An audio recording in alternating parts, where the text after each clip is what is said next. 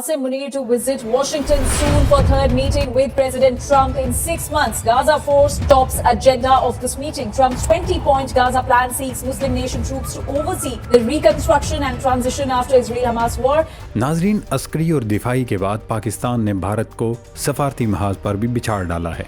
पाकिस्तान की मौसर और कामयाब डिप्लोमेसी की वजह से आज सूरत हाल ये है कि पाकिस्तानी फील्ड मार्शल और chief of defence forces Syed Asim Munir को अमरीकी सदर डोनाल्ड ट्रंप ने एक बार फिर अमरीका के दौरे की दावत दी है। फील्ड मार्शल सैयद आसिम मुनीर की 6 माह में ये सदर ट्रंप से चौथी मुलाकात है। अब सवाल ये है कि अमरीकी सदर डोनाल्ड ट्रंप ने फील्ड मार्शल को अमरीका क्यों बुलाया। इससे मुतल्लिक एक तरफ भारतीय मीडिया में प्रोपेगेंडा किया जा रहा है, तो वहीं मुल्क के अंदर भी क्या सराहियाँ जन्म ले रही हैं। बरतानवी खबर एजेंसी रॉयटर्स ने अपनी रिपोर्ट में दावा किया कि फील्ड मार्शल को सदर ट्रंप ने गजा अमन प्लान पर मुशावरत के लिए बुलाया है, क्योंकि पाकिस्तान की जानिब से दो टोक इनकार के बाद बाकी मुस्लिम मुल्कों ने भी अपनी फ़ौज गजा भेजने से इनकार कर दिया था। अब देखना ये है कि क्या पाकिस्तान दोबारा फ़ौज गजा भेजने पर आमादगी जाहिर करता है या नहीं। अगर फील्ड मार्शल ने अमरीकी सदर को एब्सोल्युटली नॉट कह दिया तो क्या पाकिस्तान और अमरीका के ताल्लुकात में वही गर्मजोशी बरकरार रहेगी जो इस वक्त है, या फिर सदर ट्रंप पाकिस्तान से भी नाराज़ हो जाएंगे। इस सब पर इस वीडियो में आगे चलकर तफसीली डिस्कशन करेंगे। पहले कुछ मज़ीद डेवलपमेंट्स आपके साथ शेयर करें कि इसराइल ने एक बार फिर ईरान के साथ सींग फंसाने की तैयारी कर ली है।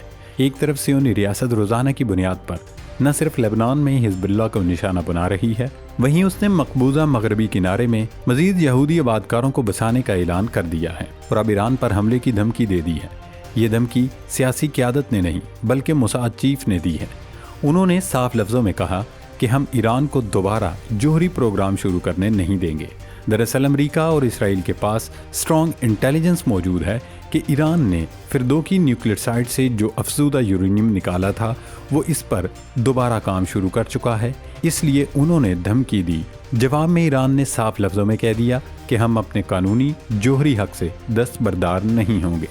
इसराइल की धमकी और ईरान का जवाब बता रहा है कि सियोनी रियासत दोबारा मिसएडवेंचर करने का प्लान बना रही है, और अब की बार अगर ऐसा हुआ तो ये जंग सिर्फ ईरान और इसराइल तक महदूद नहीं रहेगी। नाजरीन, सबसे पहले बात करते हैं सियोनी रियासत की बदमाशी की।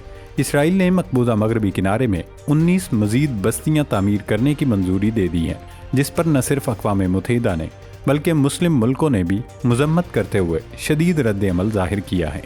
सऊदी अरब का कहना है कि मगरबी किनारे में बस्तियों की तामीर की मंजूरी अक़वाम मुत्तहिदा की करारदादों की खिलाफ वर्जी है।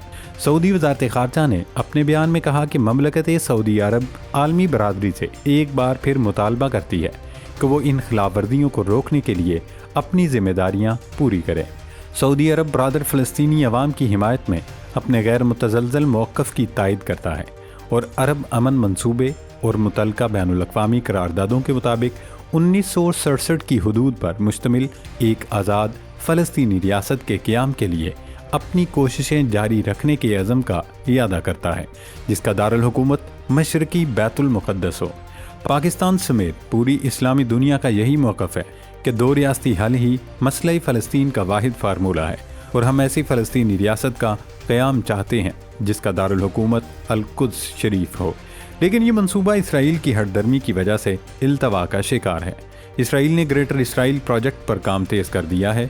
सियोनी इंटेलिजेंस मोसाद के सरबराह ने कहा कि उनका मुल्क इस अमर को हर सूरत में यकीनी बनाएगा कि ईरान किसी भी तरह से जोहरी प्रोग्राम को दोबारा शुरू न कर सके। उनका ये बयान 6 माह कबल ईरान के खिलाफ लड़ी जाने वाली 12 रोज़ा जंग के बाद सामने आया है। डेविड हार्निया ने मकबूजा बैतुल मुक़द्दस में मोसाद एजेंटों के लिए अवार्ड्स तकसीम करने की तकरीब से खिताब में कहा, क्योंकि अभी उनके दिलों की धड़कन के साथ उनका जोहरी बम बनाने का आइडिया धड़कता है। इसलिए हमारी जिम्मेदारी है कि हम इस अमर को यकीनी बनाएं कि उनके जोहरी प्रोग्राम को आगे न बढ़ने दें, जैसा कि हमने इससे पहले अमेरिका की मदद के साथ उसे मुमकिन बनाया था।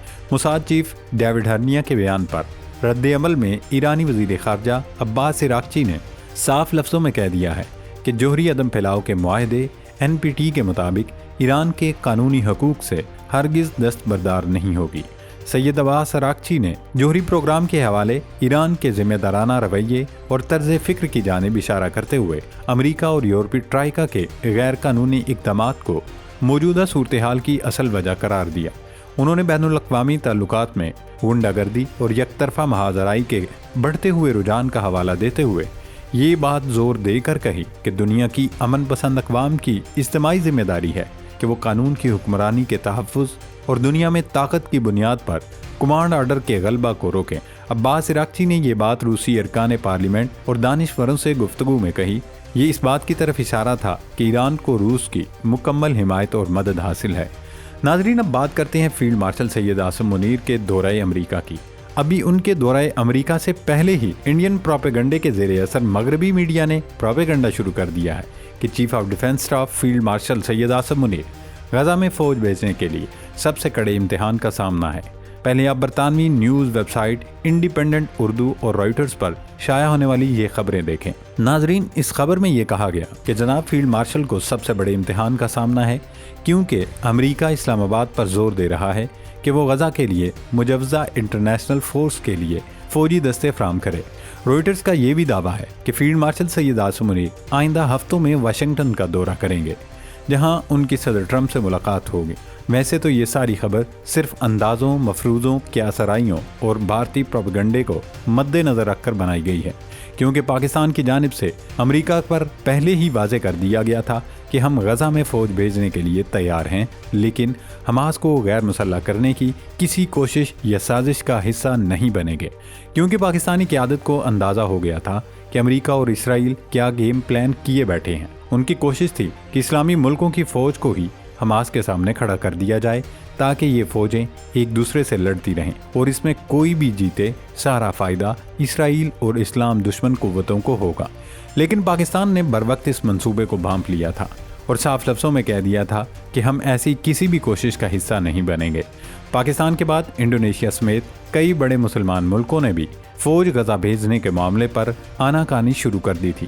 اب یہ بھی ہو سکتا ہے کہ صدر ٹرمپ نے اس لیے فیلڈ مارشل کو بلایا ہو کہ وہ اس منصوبے پر مزید ڈسکشن کے بعد کوئی قابل عمل لائحہ عمل بنانا چاہتے ہوں، یا پھر یہ بھی ہو سکتا ہے کہ اس ملاقات کا مقصد امریکی سرمایہ کاری اور تجارتی روابط پر بات چیت کرنا ہو، کیونکہ ابھی تک چیف آف ڈیفنس فورسز اور فیلڈ مارشل سید عاصم منیر کے دورہ امریکہ سے متعلق ISPR، دفتر خارجہ، حکومت، وزارت خارجہ یا وزارت دفاع یا پھر وائٹ ہاؤس نے کوئی اعلامیہ، پریس ریلیز یا بیان جاری نہیں کیا۔